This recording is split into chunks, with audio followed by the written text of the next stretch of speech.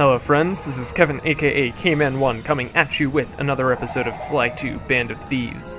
In the last episode, we tried to disable Clockwork from getting revived, but unfortunately, when Neela double-crossed everyone, she combined with the Clockwork parts to become Clockla. And in this episode, instead of making moves to take her down, I figured it would probably be appropriate to go ahead and just go over all the possible powers we can have at this point in time, just so we are well equipped to deal with the very real struggles that are going to be ahead of us. So, just to go ahead and jump into things, Sly, also, real quick, all the information on where and how you get these powers is going to be both in annotations on screen and in the description below the video, instead of me having to specifically say everything. Anyways, let's go ahead and jump into the powers. The first power for Sly will be the Smoke Bomb, and this is a very useful power for if you're in the middle of a bunch of guards. You can just pop it, and you can either run away or manage to take one down at a time, and you can use it in a lot of different ways, both in and out of combat, to make some tricky stuff happen. The next power for him is the Combat Dodge, which, it's honestly not super useful because it's just kind of a little dash you can use in combat, but for the most part, dodging attacks isn't that difficult, just doing it normally. So, it's not something I ever really use, but it is a lot of fun to just kind of dodge incessantly and annoy guards thereby. The next power is the Stealth Slide, and this is a mobility sort of power-up that you can use, and if you are on flat ground or going uphill, you will lose a lot of speed while you're going on. It's basically like roller skates, but if you are going downhill, you will speed up a lot, and you can make a lot of interesting getaways with using it. I personally just prefer running because it isn't gated by the slope that you are on at the moment. Plus, it doesn't take up any of the power meter, so you can use it for other stuff. Very, very handy. The next power-up that Sly gets is the Alarm Clock, which can be used to distract guards and kind of move them around and manipulate them if you're trying to either pickpocket them or distract them from a certain area you're trying to access. It is a very, very handy power-up, and one that I greatly enjoy using. The next power is actually a required power, which is the Paraglide. And what it is when you are in the air, you can just press the R1 button to paraglide, and you can gain a lot of horizontal distance. And it's just really, really handy for navigation. I use it all the time, as you've probably seen in my videos so far. And now that I have it, it's just great. I really genuinely love this power. It's just the most painful thing playing without it. The next power-up you get is a passive thing, where the stealth takedown move that you use, up until a certain point, makes a lot of noise. But when you buy the Silent Obliteration power, it no longer has that slam move. It's you summon like some weird dimensional void that the guards get sucked into, and it doesn't make sound, so you can use it in multiple guards in a row. And if you position yourself correctly, you can actually suck a second guard into it and kill 2 guards at a time with this move. I only managed to pull it off once, but I have the footage, which should have played on screen already. But yeah, very, very nice power if you use it effectively. The next power you pick up is Thief Reflexes, which slows down time for everyone, Sly included. It kind of helps you react better to guard attacks, but for the most part, it's just kind of an aesthetic thing. I don't personally use it a bunch, just because I gotta go fast, but if you enjoy the whole slow-mo bullet time gameplay, then, I mean, totally go for it. It's not a bad power by any stretch, it's just not one I personally enjoy. And the final purchasable power for Sly is the Feral Pounce, which is just a really, really long jump. And it covers a lot more horizontal distance than a normal jump, but it gives you, I think, a little bit less vertical distance, actually. So it's useful for a handful of different navigation things, but, well, no, but I actually really enjoy using this power, and it's really fun. You can just kind of chain it over and over and just keep on feral pouncing if you're good at the timing, since it doesn't take up any of the power meter. So yeah. And then the other powers for Sly, you get the dive move in the first vault, and the big thing to know about this one is that it will always knock out an enemy guard, like leave them helpless, and so you can kind of combo this with your stealth takedown move to just not ever really have any problem taking down guards. The next vault move is the Insanity Strike, where you charge up your cane, and when you hit an enemy, they will start attacking other enemies for you. It's not that great in direct combat scenarios. I much prefer just being able to get out of the scenarios and pick off the guards one at a time. But if you do find yourself in a scenario where you need to be fighting stuff, it is somewhat handy to be able to turn guards against each other. Next is the Voltage Attack, which is another cane charge power-up. And basically what it does is it lets you take down guards in fewer hits.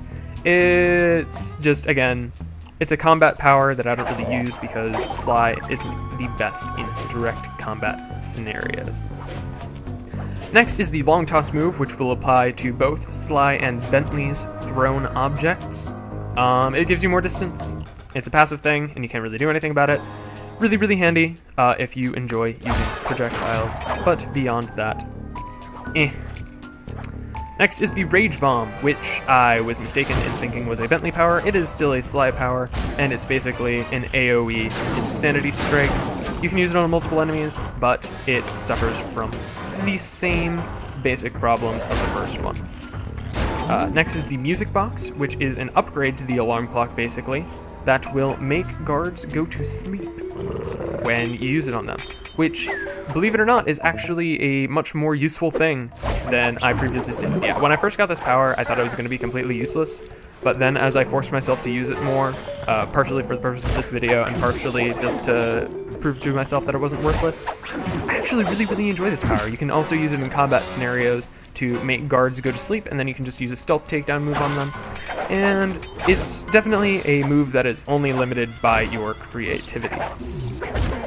And the final vault power that we have acquired so far is the Lightning Spin, which is a very fun move to use, and you spin with lightning, and you just murder everyone in your path. Very, very, very fun. Now onto Bentley's powers. The first power he gets is the Trigger Bomb. And this, I stated it when we first got it, I feel like this was honestly meant to be a default power that Bentley had, because it doesn't take up any of the power meter, and it only costs 200 coins, so yeah, it's just like there's honestly no real reason why this wasn't a default power, but basically what it is you throw a bomb, and you can manually detonate it, instead of it just going off with the timer. Very, very useful power, and one that I use pretty much all the time. The next is the Size Destabilizer, where you charge up your crossbow thingy, and you make guards go all small, and that takes fewer hits for you to kill them. Again, Bentley doesn't do well in direct combat scenarios. He does even worse than Sly, and Sly, he can do decently, but for the most part, you're going to want to avoid them when you're playing as him. Yeah, Bentley is definitely not the character you want to be in combat with, so probably go ahead and avoid this power, in my opinion. Next is the Snooze Bomb, which is a bomb that makes opponents go to sleep. That's all there really is to it. The problem with this power is that it is you drop it like a normal bomb rather than being able to throw it. So you might think that you would be able to put multiple guards to sleep very easily, but the fact of the matter is you really, really can't. It's kind of a shame because I wanted this power to be good, but since it is a drop rather than a throw, its uses are much, much more limited. Next is Adrenaline Burst, where you channel your inner Sonic the Hedgehog and go really, really fast. This is an awesome power. It's useful for escaping from large crowds of guards and just for navigating quicker, which is something I really enjoy doing whenever I can.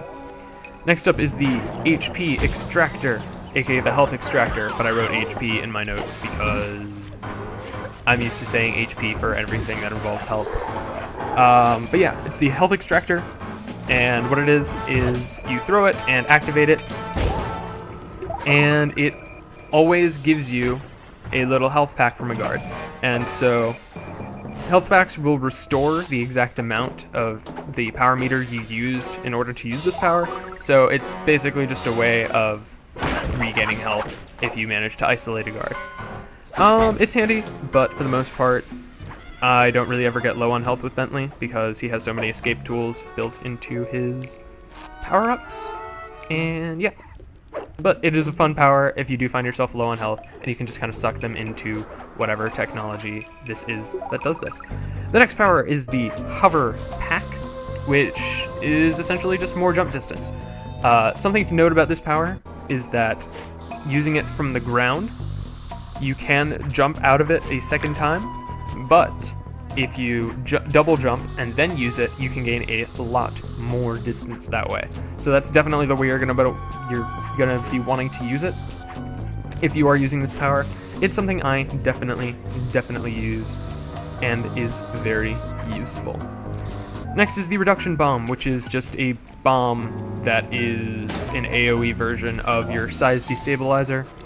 This is a lot more useful because it is a really big area of effect, but again, I don't really use Bentley in direct combat, so it's not super duper useful to me. I don't know, it is what it is. And then the final power for Bentley is the Temporal Lock. This is a really OP power, not gonna lie. You can just freeze all guards in time for a few seconds. I don't know exactly how many seconds it is, but it's really useful, and I recommend it if you enjoy using it. The only problem is it is really power meter intensive, so you just got to keep that in mind if you are going to be using it. Now, finally, over to the Murray's powers. His first power is the Fists of Flame, where he claps and his hands light on fire, and then he can kill guards in fewer hits. Pretty straightforward power, just a basic damage steroid sort of ability. So yeah, it's worth using if you enjoy lighting people on fire, but as we will get into with later stuff, he has more than a handful of options for doing that sort of thing. The next power he gets is the Turnbuckle launch, where he clenches really hard, and then if you jump out of it, you jump really super duper high. And you can use it to get to a bunch of different areas that you wouldn't be able to without it. It's an awesome navigation power, blah blah blah. I've probably already talked your ear off about how much I love this power, and you've seen me use it all the time whenever I'm playing as Murray. So yeah. Also, with using this power, you can get to this area that I'm going to be showing on screen, and you can just stand inside this chimney, because they didn't expect players to ever actually go up there, I guess, so they didn't bother putting in, like, collision detection for it. Fun little bug that I discovered while making this video. Anyways, the next power-up you get is a passive thing, Juggernaut Throw. Basically, whenever you throw a guard, he'll explode and deal damage to all enemies within its range. Really useful power. Makes guards as projectiles a lot more desirable than other items. And yeah, there's not really much to say about this. It's something you'll be using automatically, so I don't need to be like, oh yeah, definitely use this as a slot in your power move. Yeah, next is Atlas Strength, which is another really useful power that is just sort of passive. And it lets you run and jump while holding guards. And something to note about this is if you're on like trampolines, then you will automatically drop anything you're holding, whether it's a guard or just like something like a flower pot, I think is what I'm holding when I'm showing this off. So yeah, you'll automatically drop it, so you just got to be careful about that sort of thing, I guess. Next up is the Raging Inferno flop. You basically power up your Thunder flop with fire. This isn't a passive thing, this is like an actual keybound power. It's really fun. Excuse me. It's really fun. You can blow up a bunch of people.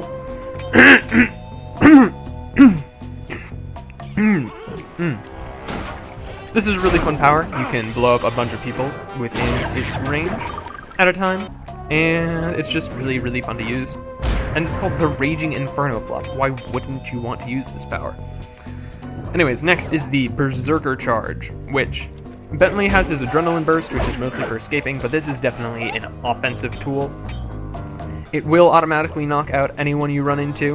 Not that it really matters for Murray, because you can do his 2-punch combo on any guard anyways. But, I mean, if you're kind of trying to half escape while also fighting guards, then this can be a pretty useful power, but for the most part, you're better off using your slots on something else. Next up is your Guttural Roar, and what this is, you roar, and guards are afraid, and they run away from you. That's all there really is to it. I don't personally use this power, but it is really fun seeing all the guards flee in terror. Maybe I'm a little crazy for saying that, but it is what it is. And then the final move you get is the Diablo Fire Slam. And basically, if you're holding a guard, you can use this move, and they explode and fire all around you, and you can kill other guards with it. And again, this is a power that can only be used while you're holding a guard specifically. You can't use it with like a chair or a table or a flower pot. So don't bother trying, because I tried it and it doesn't work.